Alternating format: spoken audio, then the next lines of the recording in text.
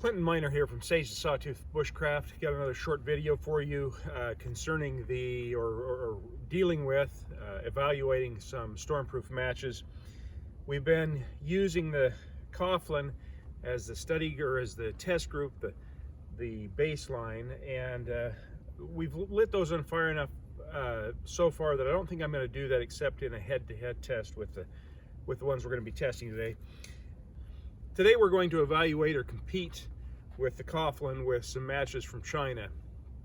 I went on to Amazon, I looked through a number of stormproof match offerings.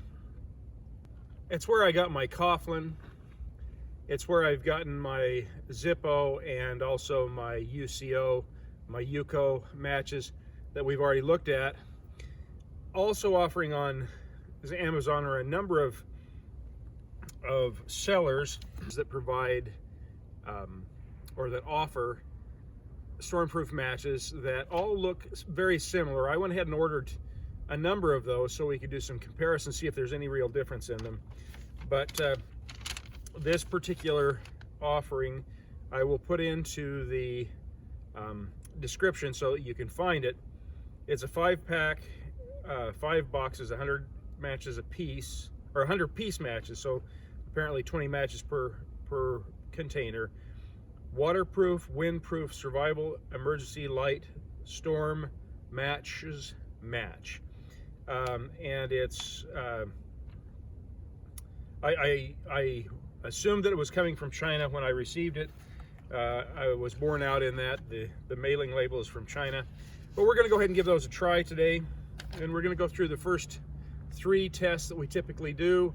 The first of those will be simply laying them on the granite. The second will be laying them across each other on the granite. The third will be attempting to light them on the rock, and ultimately then we'll do an evaluation of head-to-head with them in the Coghlins. The first thing I'll tell you as I look at these is that the containers are less than robust. They're small, they don't screw on, they simply slide on.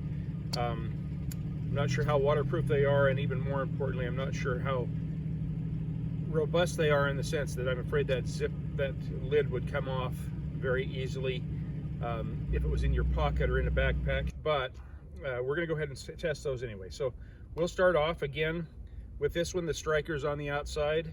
That concerns me because it is the only striker that came with the kit that I can tell. There is not another striker in the kit. But we'll go ahead and give that a try and see how they burn. I'm going to go ahead and light the first one, and I've placed it on the granite. It is burning well. It's got a good flame. It is burning down the full length, would give you a good fire.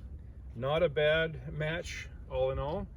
Going to go ahead then and go on to the second test, and we'll see if we can get this to work. I've got this the tailgate here on a little bit of an angle, so they're rolling a little bit, but we'll go ahead and light that like we've done in the past. We'll lay it across the first match and let it burn through, see if they come together to light a fire, and they have burnt a little bit past the head and lit the second one on fire. I'm actually pleasantly surprised with the impact or the value of these, the amount of flame, the ability to light a fire. Certainly a lot better than a Diamond Match brand, in the sense that it would burn longer. I don't know if it's a better match, but certainly burns longer for the stormproof value. Got a little bit of a breeze here today too, and it didn't seem to have any real super impact on that. I can tell you already, but we're going to go ahead and, for sake of consistency, try and light it on the rock, and there is absolutely no way that's going to light. So we'll just go ahead and light it again on the striker, and we'll place those together. So as far as matches, they actually light, they burn through. They are a viable way to get a fire started. You've got more head there than just a basic match, and so you've got a better chance of getting your tinder started, which will allow you to get the process of the kindling and then the actual firewood going. As I said, the container's not great. The outside location of the striker is a concern, especially in the fact that there is not a second striker or a third striker or any additional striker for this match container inside the container. The container is a little bit of a concern. The one thing I can say is that it's a small container that would fit in a pocket, would fit in a coat pocket, pants pocket, shirt pocket that you could carry along with you and have 20 matches that, as you see, light up fairly well. Now, we're going to go ahead and put them side by side with the Coghlin, just so you get an idea of the size of them. The first thing I can tell you already, without even putting them side by side, is that the Coghlin has substantially more circumference. They are bigger around, and we'll go ahead and just demonstrate that by showing those that is a fairly different set of matches there. The head itself is about the same as the Coghlin. The length of the match is just a tiny bit shorter. Again, placing the base on the same level, you've got maybe a quarter of an inch shorter. So not a ton of difference. And what we're going to go ahead and do then is see if we can get those to strike together and see what kind of burn time we get out of them. So, all right, the Coghlin actually lit first. The Coghlin burned faster. The actual Chinese match, what my hero on YouTube would call the Chinesium, burned a little longer. Must be a slower chemical reaction there that provides with the about the same size head, a little longer flame, allowing you to get a fire started. So all in all, my expectations were very low, but I've been a little bit surprised and very pleasantly surprised with the Chinesium matches. Now, let me tell you what I was thinking as I looked at these. This package, and again, I'll put the links in for you to find that on Amazon.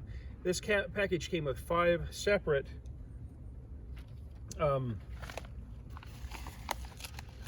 waterproof containers. I guess this is 3 separate waterproof containers for a total price of $5.28. I've got, I think, my containers mixed up. In any event, we've got a number of containers. This one I think did come with a 5. I think some of them have fallen out. Came with 5 separate containers that cost us $9.79.